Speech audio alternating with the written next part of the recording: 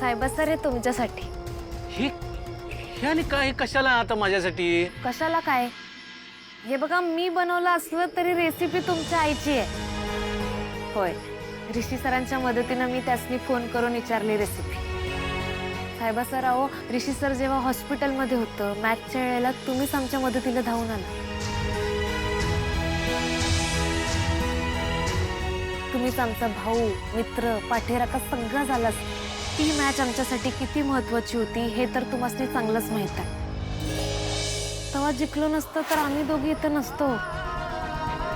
आम्ही इथं शिकतोय त्यामागं तुमच्या मदतीचा लई मोठा वाटा आहे. थँक्यू साहेबा सर. अगे पाया काय असं कुठं असतंय बे? बस तिथं. काय आतापर्यंत माझी आई आणि मी आम्ही दोघच होतो एकमेकासाठी. पण ऋषी, आज मला ना एक धाकटी बहीण मिळाली बरं का. तू शिक, तुला पाहिजे तेवढं शिक, पाहिजे तेवढं कष्ट कर. यो साहेब आहे तुझ्या पाठीशी.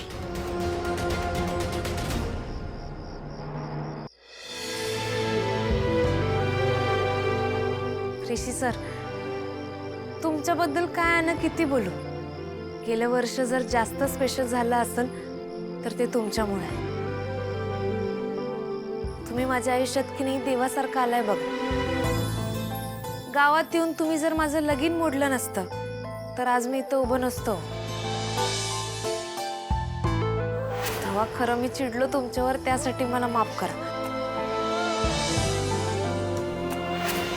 आबासनी बी तुम्ही समजवलं म्हणून त्यांनी मला मुंबईला पाठवलं.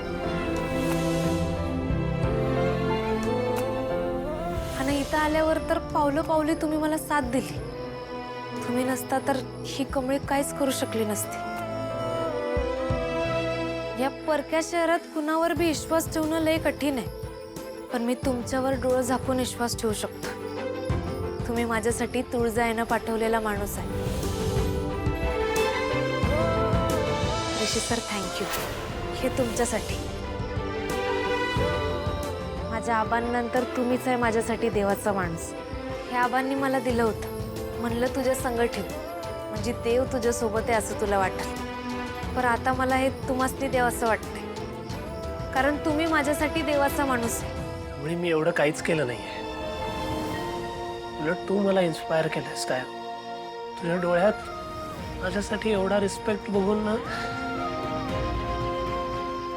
मला नाही माहिती मी काय बोलू आता. स्पीचलेस.